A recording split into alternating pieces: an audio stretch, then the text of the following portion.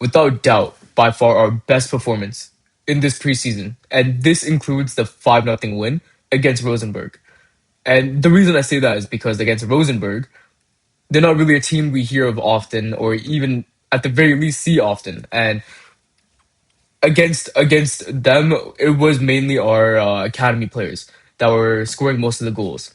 In terms of scoreline, it was pleasing to see. But I think in terms of overall performance, if we're saying that, this game had one team in it, that was us today. And we showed complete dominance. We showed complete control off possession and in possession. I'd say we maybe had 70% possession. And even off the ball, we stayed well structured and, took on our challenge well. And even the press today, the press was different. This press I don't really see often last season. And this season we saw us pressing off possession like crazy. And it felt like watching a different Man United. Now, don't get me wrong. They were, obviously we don't have our full 11. They don't have their full 11. They still had Castillo, they still had Lookman, right? They still had a good, Oblak, obviously. They still had some of their starters.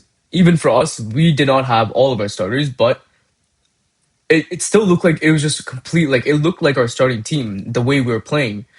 And I think in this game, there is so much more that we can take away than the game against Rosenborg, the 5-0. And I'm going to start off by talking about a player that I think deserved a lot more credit against the Rosenborg team was Joshua Zirkzee. I think in my previous video, when we lost 1-0 to Wrexham, I was saying that we don't know if we can fully trust Joshua Zirkzee as a backup striker going into next season. And I think a lot of Man United fans are feeling the same way. I think a lot were ready to move him on, and I'm including myself in that. I think for me, I was like, I don't even know if you can consider us having a backup striker. And once we get another midfielder and a striker, sorry, and a left back, I'm thinking to myself, maybe, going and getting another striker won't be the worst thing in the world. Because I don't know how much trust I can put in Joshua Zirkzee to, deliver good performances going into next season. And my goodness, did he proved a lot of his doubters wrong. He did that once in the 24-25 season, and he did it again. But I think with Joshua Zirkzee, it wasn't really. We know that the ability is there. I've been talking about his cameo a lot against Crystal Palace. There's been multiple cameos under character he's been dropping. That's just, it's just good bits of 5-10 minutes of a good performance. But in terms of starting, he started against, I think it was Sunderland, the 0-0. It was a completely atrocious. I don't know what kind of performance I saw that day from him, but it was so bad. And even against Wrexham, it was so concerning. And the fact that now he turned up like that against Rosenborg, he showed levels. And now we know that it's not, he hasn't completely lost it. It's now just more of a consistency thing, which even having that issue in itself is still bad. I think for me personally, I'd rather have a consistent 7 out of 10 striker than a striker who is 8 out of 10 on a good day. And then on a bad day, he's maybe a 3 or 4 out of 10. I think he just needs to work on consistency. But if we're analyzing the way he was playing, definitely against Rosenborg, he was dropping so much deeper into that midfield. He was, his link up play was amazing. He would always get the ball, receive, turn, and try to look for his wingers and feed his wingers. And even, need I even say that goal that he scored, that was complete technical. And that was just, those are the kind of flashy moments that he can kind of deliver us with. But how often do we see that from Joshua Zirkzee? That's the problem. And that game, his link up was amazing. And when another concern that I see with Joshua Zirkzee is that when you look at if you're thinking about fast transition, if we're talking about a fast counter attack, I don't think you really want Joshua Zirkzee in that forward line because he does tend to slow the play down a lot. There's been a lot of times where, we'd be on a good counter, but because of how slow he's able to, turn, kind of progress the ball a little bit before he decides to make a pass or even dribble as forward as he could possibly dribble, he does slow the play down a lot. And I think that game he kind of got away with it because his passing was so crisp. The placement was so well. And even the weight of his pass, it was really good. So I think that kind of made this kind of concern a little overshadowed. But I think that concern is still there. But if we're talking about today's game, he came on what I think I don't even remember, but sometime during the second half he came on, and today he was using his physicality way more than I ever remember him doing. He was bullying players off the ball. When you think of Joshua Zirkzee, he normally tries to be very technical. He tries to dribble past his man, but he never tries to go in for a shoulder barge. He never tries to use his height, his physicality. And I think today was a good display of him actually showing his physicality. And that one play at the corner of the box on the left hand side, he turns, he uses his physicality to shove his man off, gets it, creates space, and puts it in the box. Unfortunately, there was a defender there that was, in the way of Bryan Mbeumo, but if even him doing that was really good. So sure, you can say he instilled some faith in the fan base, but it's just a matter of consistency now. He needs to keep this up, and that's what's going to make or break how we kind of view him as a player and overall how he's going to do next season. So for me, he's just got to keep up that same standard. And another player that really, really stood out to me, I mean, of course, he won man of the match today, Mason Mount. And it's games like this where he kind of reminds us what kind of player he is. And I don't think anyone ever doubts his ability as a football player. But when you're only available for 3 months maximum, it's just so hard to consider you as a good squad option player. We need players who are available, and I think today's game was running that number 8 as like a deep lying playmaker. The passes that he was making, the turns that he was making, he would receive the ball. I think I remember at least 2 or 3 times in the second half where he would receive the ball from the back line, do a very, very smooth turn, and look to progress the ball forwards. It's times like this, and we know how technical Mason Mount is. We know he is so good on the ball. His passes, that one pass that he made in the first half to Luke Shaw, that floating pass, it was pinpoint. And it's just so unfortunate to see because we know what kind of player we can use, like Mason Mount. And honestly, I'm honestly like, if he's on the 10, I don't mind him being in that double pivot. I know there's obviously some, things you got to consider with him and his physicality. I think that's going to be a big issue. But even him defensively today, he made a really, really good defensive, not recovery, but he made a really, really good defensive action where if it wasn't there, I think a player was trying to wind up for, I don't know, a bicycle kick. I don't know what it was, but he did put his body in the way and try to clear the ball. So, even him defensively was, he was solid. I'm not gonna, let a couple of defensive actions kind of, change my perception on how I see him defensively. I still think defensively he is a little bit of a liability, but man, just him on the ball. I think his performance today showed exactly why he won man of the match. So when for the him with the problem with him is obviously his availability, and if he can keep himself fit for next season, then I think that midfield has so much more solutions that he can offer. So it's a good thing to see, and I'm hoping that he can at least as far as I can remember, I think he was playing up until November, I would say, maybe even a bit into December. Um, I think it was the Villa game. I think it was the first time we played Villa. The second half he went off, and I found it extremely suspicious. And what a surprise! Suspected injury, right? So I think as long as we don't have anything like that this season, I can see him being a big contributor to why we can achieve what we can achieve this season and what we can look forward to. And moving on from him, I would next player I kind of turned my head towards. You know what? Andrey Santos again.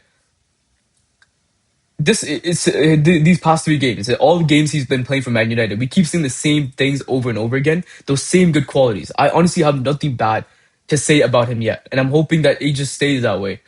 And I know this is how Andrey Santos played at Chelsea, and I'm so happy that normally when a player kind of switches clubs, they kind of lose.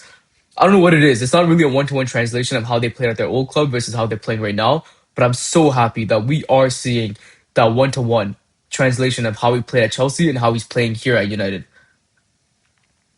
And him defensively, he was so good defensively today. He's what he's really good at in terms of in his defensive capabilities is for one his defensive positioning and him reading the play. There's been so many times where he just makes smart interceptions. You can just see where the ball is about to go, and he would just step in and intercept it. That's the kind of player we need. And him on the ball, dude, he was breaking lines for no reason today. The way he was just finding players, playing pinpoint passes. That's exactly what we need going into next season. And I'm so happy that we got him. He's honestly just showing me more that 50 mil honestly just looks like a bargain. I remember I was pretty upset about how we just spent 50 million on Andrey Santos. Even given the market conditions, I still didn't think Andrey Santos was worth 50. I thought 40 max. But if he keeps delivering like this, who's to say? Maybe 50 could be a bargain. I think I'm starting to think that 50 is a pretty solid price for him. And the fact that he's only 22, he still has so much potential. There's so much room for development. This is definitely a player that we can look forward to comfortably. And another player that I kind of wanted to highlight was Leny Yoro. I think in my video against Wrexham, I think I touched upon Leny Yoro and how he's playing right back. And I was saying I don't know if I was kind of skeptical just because he's playing right. We have him at right back just because obviously we don't have any other right back options in this game against Atleti, against Rosenberg. He's actually shown me that he could be a good right back.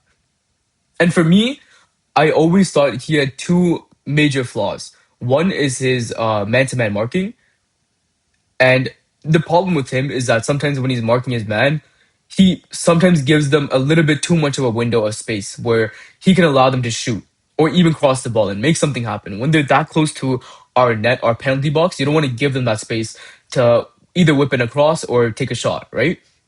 I think with Leny Yoro, he sometimes slips up in those kind of moments and does give too much space. And as a right back, you can't afford to do that. Right back and having being a fullback, you have to make sure your man-to-man marking and your one-on-one defense is so good because those are areas where you're going to see a cross getting whipped in, and that's when the trouble really starts. And even today, I think today and also his other issue is his defense his man-to-man marking. And I think today we saw a glimpse of that where it could have gone bad. There's on there, I think I don't know who it was. It was one of their left wingers who kind of saw a pocket of space behind Leny Yoro and was able to make a run behind him and did get behind him, and that could have went really bad. But if this was someone else, if this was a proper team, they could have probably finished that chance. So it's little small windows like that where I'm very concerned about Leny Yoro being right back. But otherwise, I think he's actually moved me to kind of say he can honestly be a potential right back solution. And this is what's so good about these preseason games is because these are the situations, these are the moments where you can kind of test players to see if they can play another position where they could best fit. And I'm in for him being right back. I still think he's a better center back if I'm going to be honest. But if we need right back options, if we need to rotate players, I'm fully on board with slapping in my right back and saying you can play here comfortably because I honestly feel comfortable with him playing there. So that's just another thing I kind of noticed. And another player that I kind of wanted to talk about was Mbeumo. And I've been saying that a major problem with Mbeumo is not only his consistency, but I just think his performance is way too dependent on his partnership with Amad. And I'm not gonna lie, today, even though Amad was playing,